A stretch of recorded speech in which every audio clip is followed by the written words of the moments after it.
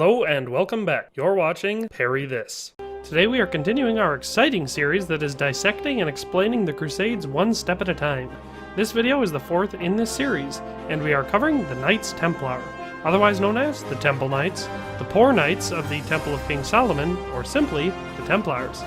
If you've been following the series thus far, you'd know that so far I've covered the Teutonic Order of Knights, the Knights Hospitaller, and the Leper Knights of St. Lazarus. If you haven't seen those videos already, I strongly suggest checking them out. But for now, let's dive on in and learn a little more about the most famous Catholic order of chivalric knights to date. The Knights Templar trace their origin back to shortly after the First Crusade, around 1119.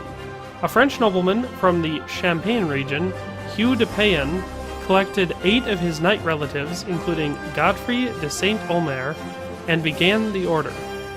Their stated mission was to protect pilgrims on their journey to visit the holy places in the Holy Land. They approached King Baldwin II of Jerusalem, who allowed them to set up headquarters on the southeastern side of the Temple Mount, inside the Al-Aqsa Mosque.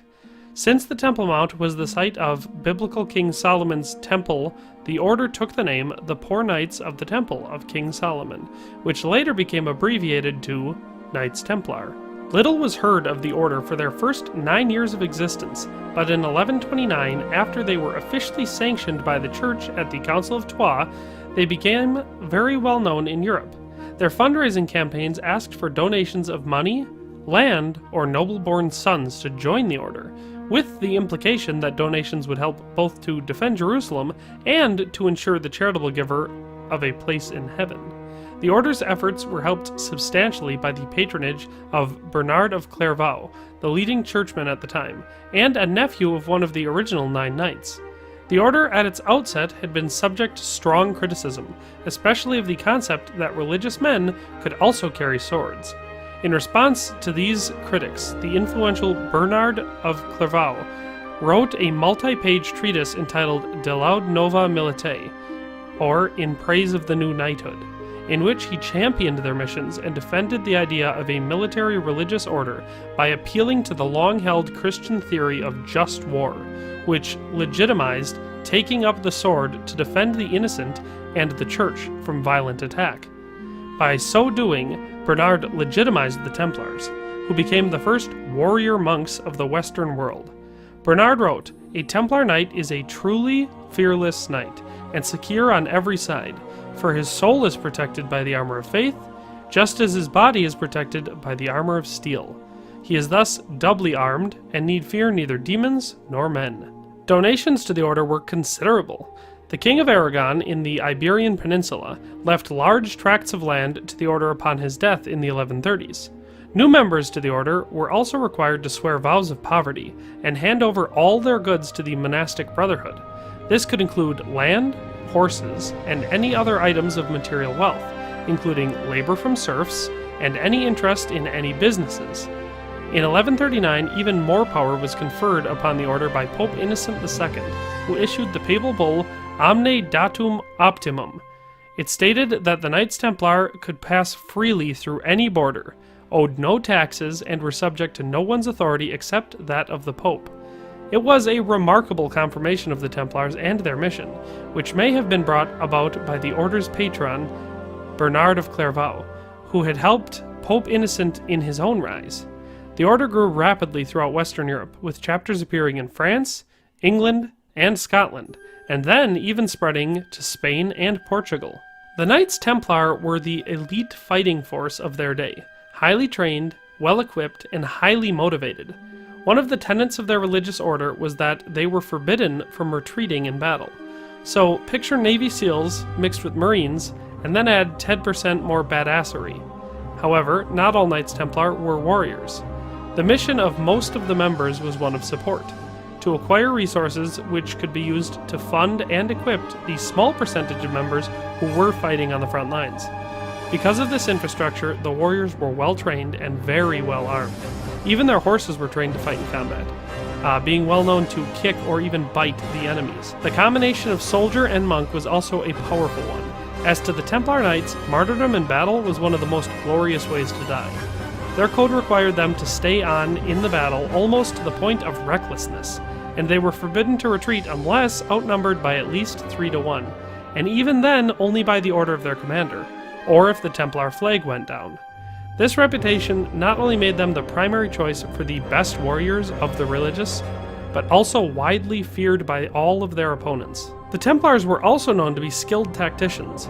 Following the dream of Saint Bernard, who had declared that a small force under the right conditions could defeat a much larger enemy.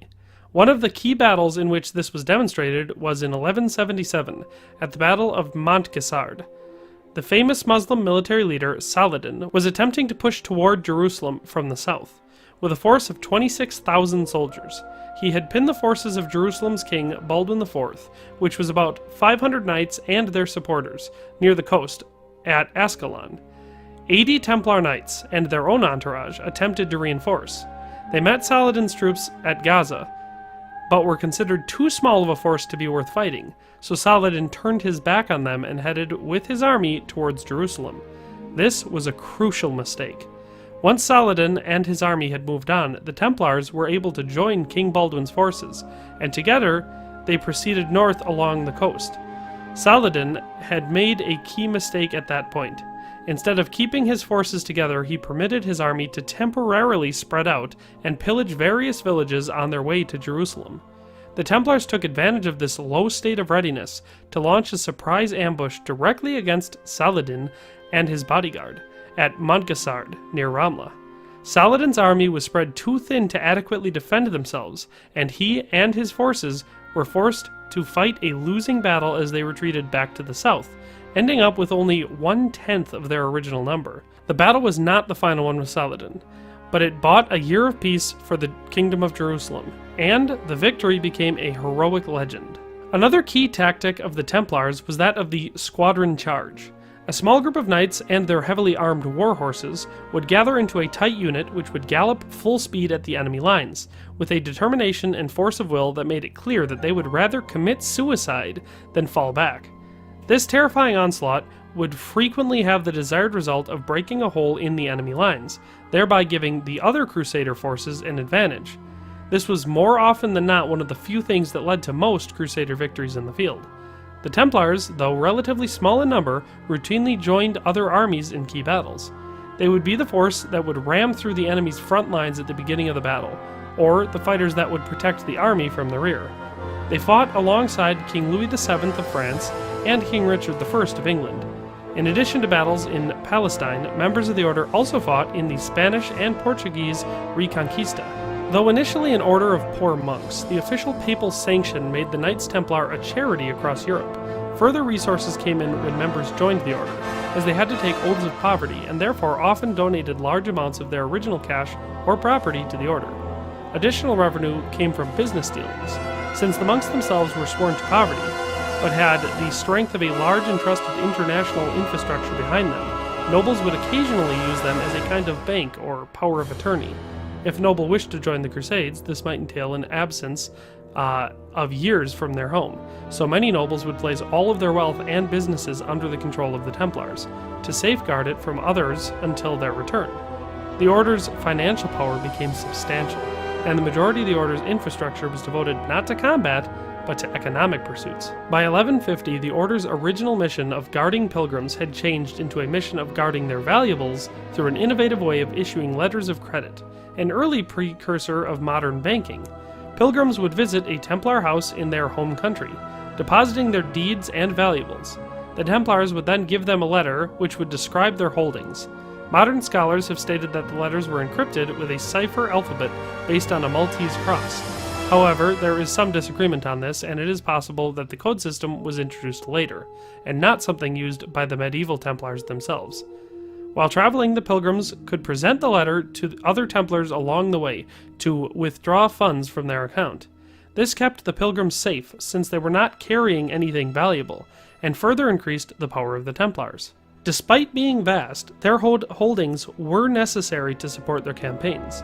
In 1180, a Burgundian noble required 3 square kilometers of estate to support himself as a knight, and by 1260 this had risen to 15.6 kilometers.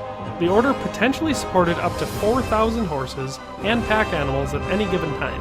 If provisions of the rule were followed, these horses had extremely high maintenance costs due to the heat in Outremer, and had high mortality rates due to both disease and the Turkish bowman strategy of aiming at a knight's horse rather than at the knight himself.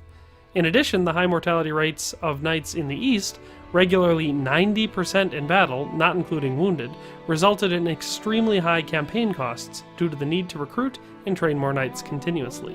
In 1244, at the Battle of La Forbie, where only 33 of the 300 knights survived, it is estimated that the financial loss was equivalent to 1/9 of the entire Capetian yearly revenue. So despite having extraordinarily high revenue, the Temple Order also suffered from terribly high costs. Well, as much fun as I am having with this video, it is getting long, and I don't want to cut too much out. So we will continue this one in part 2, where we will cover the decline, fall, and the eventual dismantling of the Templar Order. So tune in next time for that. In any case, thanks for watching and have a nice day. I'll see you next time.